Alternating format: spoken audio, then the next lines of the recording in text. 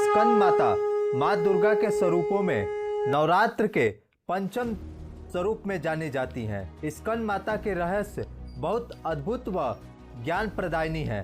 भगवान कार्तिकेय का एक नाम स्कंद भी है, जो ज्ञान, भक्ति और कर्म शक्ति के साथ सूचक है। स्कंद इन्हीं दोनों के मिश्रण का परिणाम है।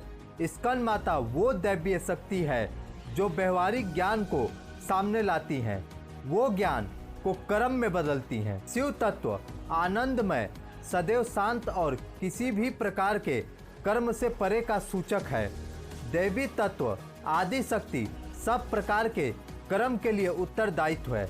ऐसी मान्यता है कि देवी इच्छा शक्ति, ज्ञान शक्ति और क्रिया शक्ति का समागम है। जब शिव तत्व का मिलन इन त्रिशक्ति के साथ होता है तो तब हमारे भीतर जो चेतना का जन्म या उदय होता है उसे ही स्कंद माता कहते हैं। स्कंद माता ज्ञान और क्रिया के स्रोत हैं, आरंभ का प्रतीक हैं। इसे ही हम क्रियात्मक ज्ञान से प्रेरित कर्म भी कह सकते हैं। प्राय हम सभी सदैव अपने आसपास देखते हैं कि किसी व्यक्ति को अच्छी जानकारी है लेकिन उसका प्रयोग नहीं करता, अर्थात उस ज्ञान को अपने कर्म में लागू नहीं होने देता। जो व्यक्ति ज्ञान होने पर उसका प्रयोग करता है वही स्कंद माता के पंचम रूप को जान सकता है। जैसे किसी व्यक्ति को टेलीविज़न बनाने का ज्ञान है और उसका टेलीविज़न खराब हो जाए तो वह अपना टेलीविज़न को ठीक कर लिया, तो अर्थात वो उस टेलीविज़न के ठीक करने के ज्ञान को जानता था जिससे उसने उसे ठीक कर लिया। इसी प्रकार का ज्ञान व्यवहारिक ज्ञान है। अतः स्कंद सही व्यवहारिक ज्ञान और क्रिया के एक साथ होने का प्रतीक है। स्कंद माता का तत्व रूप एक और है जो हमें आध्यात्मिकता की ओर ले जाता है, साथ ही हमारे स्वरूप से मिलाता है।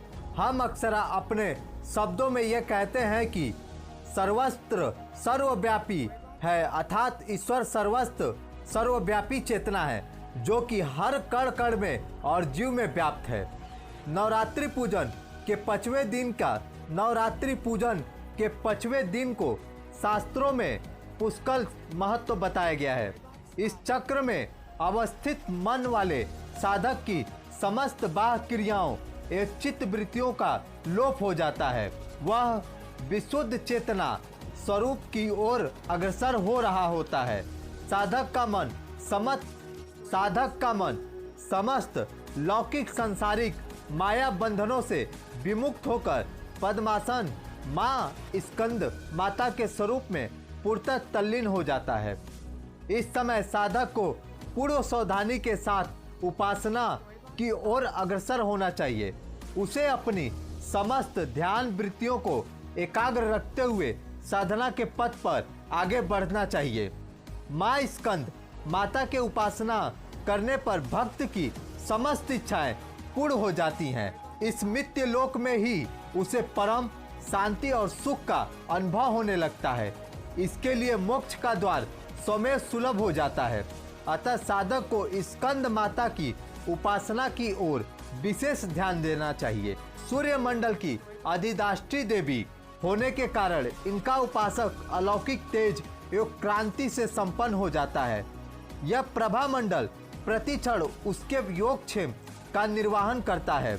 हमें एकाग्र भाव से मन को पवित्र रखकर माँ की शरण में आने का प्रयत्न करना चाहिए। इस घोर भवसागर के दुखों से मुक्ति पाकर मोक्ष का मार्ग सुलभ बनाने का इससे उत्तम उपाय दूसरा नहीं है। साथ ही माँ के ममता व कृपा को पाने के लिए हमें जरूरी है माँ स्कंद माता का ध्यान करें और माँ के कृपा को प्राप्त करें, क्योंकि अगर माँ के कृपा को प्राप्त करना है तो माँ के बताए हुए पथ पे चलना आवश्यक है। इसलिए हे दैवीय भक्तों, आप सभी माँ की स्कंद माता के कृपा को प्राप्त करने के लिए आप भी उस ध्यान करें और इस नवरात्रि यह संकल्प ले कि हम अपने मन को पूर्णतः एकाग्र करके मां के श्री चरणों में अर्पित कर मां के दिव्य दर्शनों को लाभ उठाएं और मां के कृपा को प्राप्त करें।